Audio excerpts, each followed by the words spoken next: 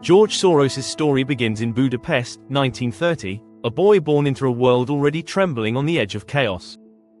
His family, Jewish and relatively well off, managed to shield him from the worst of what was to come, but no shield stays intact forever. As the shadows of World War II closed in, young Georgi faced the ultimate test of survival. Forced to live under false identities, separated from many he loved, he learned early what fragility meant, how quickly a comfortable life could dissolve into fear and uncertainty. Yet at 17, even amid so much darkness, a spark ignited. Soros would path his own way, and never look away from a challenge. After the war, Soros found his way to London in 1947. It was a city steeped in recovery, brimming with intellectual and economic opportunity.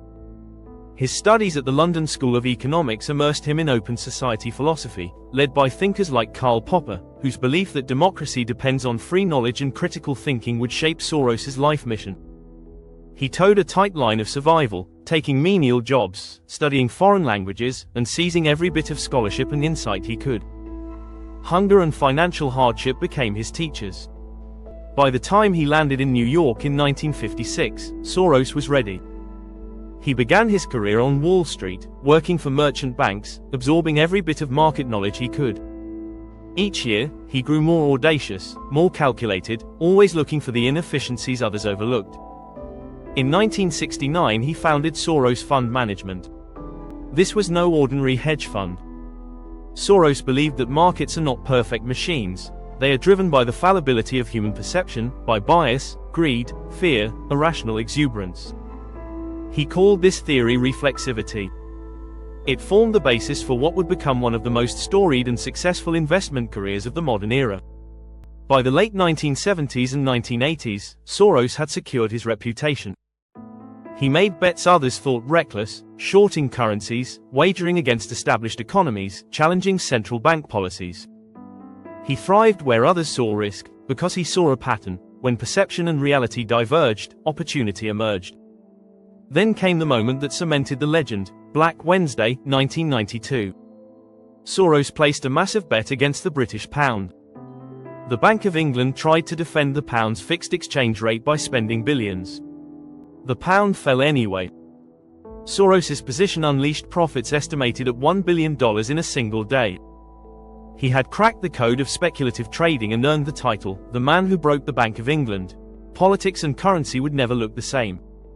With success came scrutiny. Soros was criticized by governments and accused by conspiracy theorists of wielding power through markets and politics. And yet, he didn't slow down. In 1993 he founded the Open Society Foundations, a philanthropic network dedicated to promoting democracy, free press, human rights and education across the globe. Inspiration from his friend Popper became real-world activism. He funded scholarships, supported independent media, and poured millions into Eastern Europe as it emerged from communist rule. He faced fierce backlash in parts of the world, attacked for allegedly meddling in sovereign affairs.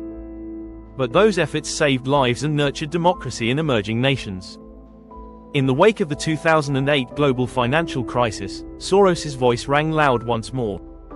He predicted the housing bubble and bet accordingly. He warned against unregulated financial markets and warned powers about inequality and democratic fragility. He wrote books, shared opinions, addressed leaders. He believed societies should be open, transparent, responsive to human rights and dignity. As he aged, his focus shifted toward empowering the next generations, through education, political engagement, regret, and debate. He remained convinced that to change the world, you must challenge prevailing assumptions and influence democracy's institutions. Today, well into his 90s, George Soros is no longer only the hedge fund titan who made billions from breaking governments' policy lines, he's also a mirror. A man who survived war, embraced intellectual risk, harnessed financial risk, and now spends the vast majority of his enormous wealth not simply to multiply his fortune, but to foster resilient societies. He's a man whose life challenges us to recognize that financial opportunity and social responsibility are not mutually exclusive. In many ways, Soros embodies the ultimate embodiment of freedom, not just of capital, but of ideas, conscience, civic engagement. His journey reminds us that adversity can fuel ambition, that smart money can fuel social good, and that open societies need defenders. If you want to understand financial freedom, you have to understand that it carries with it moral opportunity. The ability to allocate capital to create change, to voice dissent in markets or politics, to step in with resources and vision where institutions fail, this is the freedom Soros has explored throughout his life. Our world of technology, social media, and global finance feels very different from Soros's era, but his principles remain vital: transparency, reflexivity, critical barometers, systemic oversight. If markets can intoxicate, they can also illuminate. If capital can concentrate, it can also liberate. Soros is the man who asked uncomfortable questions in boardrooms, trading pits, academic halls, and parliamentary chambers when few dared. He continues to ask them. So as Fahaam Financial Freedom reflects on his life, ask yourself this: are you merely seeking profit, or are you aiming for purpose? Can your financial journey also leave a constructive legacy? Can your assessments today influence tomorrow's opportunity? Because that was Soros's challenge to himself, and perhaps it's yours too. George Soros is not flawless. He's not untouchable. He's a human being who misjudged, who was accused, who paid with public scorn. But he's also a human being who cared, who built institutions dedicated to protecting vulnerable voices, who believed in the power of informed, free, open societies. He believed we grow stronger when we shine light on our worst impulses, when we test norms, when we commit to systemic checks and balances. That is the paradox of George Soros, a strategic speculator whose massive wealth has been paired with massive generosity, a man who made headlines for dismantling currency defenses, and headlines again for building democracy. His journey from Holocaust survivor to billionaire isn't just a financial saga, it's a moral odyssey. It compels us to rethink what it means to be free, to be wealthy, to be human. So here at Fahaam Financial Freedom, let Soros's story serve as both roadmap and warning. A roadmap showing that intelligence, resilience, theory, and courage can turn idea into empire. A warning showing that wealth without conscience is incomplete. Because today's trades will shape not only our balance sheets, but our societies too.